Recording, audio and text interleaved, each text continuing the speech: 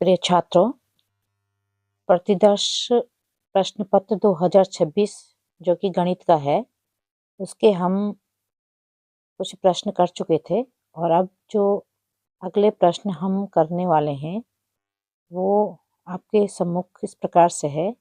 जो अगला प्रश्न है वो है कि AP 10, 7, 4 ... का 30वां पद है।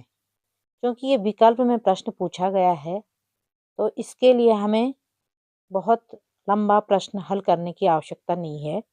तो इसके लिए हम क्या करेंगे, क्योंकि 30वां पद पूछा गया है तो 30वां पद हमने AP का निकालना है। इन विकल्पों में से कौन है, ये याद करने वाला विषय नहीं है, बिना निकाले हमें पता नहीं चल जाएगा। तो सबसे पहले हमें इसमें A देखना होगा, प्रथम पद क्या है। तो प्रथम पद हमारा है 10। फिर हमको सार्वंतर देखना होगा D। तो सेकंड पद में से फर्स्ट पद को घटाएंगे तो सार्वंतर हमारा आ जाएगा 7 - 10। This is equal to -3। और 30वां निकालना है तो n बराबर 30वां पद है ना। तो हम क्या करेंगे, 30वां पद निकालने के लिए एक शॉर्ट फॉर्मूला हम लगा सकते हैं। A 30 हमको निकालना है तो दिस इज इक्वल टू होता है A + 29D। A + 29D। 29 इसलिए होता है कि 30, क्योंकि सूत्र तो होता है A + n - 1 × D। ये होता है nवां पद का सूत्र। लेकिन हम क्या करेंगे, n क्या है हमारे पास 30, 30 में से एक जाता तो कितना होता है 29, एक कम हो जाता है उससे। तो इसलिए ये A + 29D हो जाएगा आपका, है ना।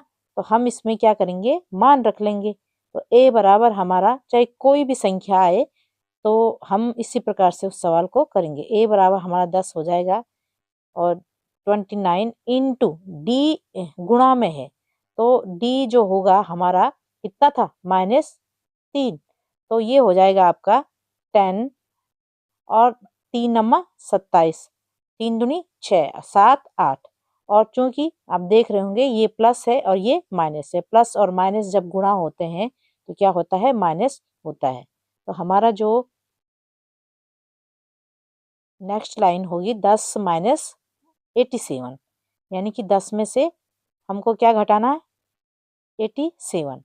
तो श्योर है कि बड़ी संख्या क्या है, माइनस है, और छोटी संख्या क्या है, प्लस है। तो कितना हो जाएगा 77, है ना। और बड़ी संख्या का चिन्ह क्या है, माइनस। 10 रुपये आपके जमा थे और 87 आपने किसी के देने हैं। तो 10 देकर आप पर कितना बकाया रहेगा, 77 बकाया रहेगा। तो ये हो जाएगा आपका -77। ठीक है। तो इस प्रकार से हमारा जो आंसर होगा वो क्या होगा, -77। ये वाला विकल्प हमारा सही विकल्प होगा। नेक्स्ट क्वेश्चन है, ये जो क्वेश्चन है आपका, ये एक याददाश्त के आधार पर का प्रश्न है। आप देखो, निम्न में कौन सी त्रिभुजों की समरूपता की कसौटी नहीं है। तो आपको यहाँ पर समरूपता को प्रदर्शित नहीं करना है। तो ये आपको याद रखना होगा कि एंगल एंगल एंगल ये समरूपता की कसौटी है, SSS भी समरूपता की कसौटी है, SAS भी आपकी समरूपता की कसौटी है। लेकिन ASA ये एंगल साइड एंगल ये आपकी समरूपता, प्रत्यक्ष रूप से समरूपता की कसौटी नहीं है। तो 100 आपका विकल्प नंबर D, ये आपकी समरूपता की कसौटी नहीं है। ठीक है।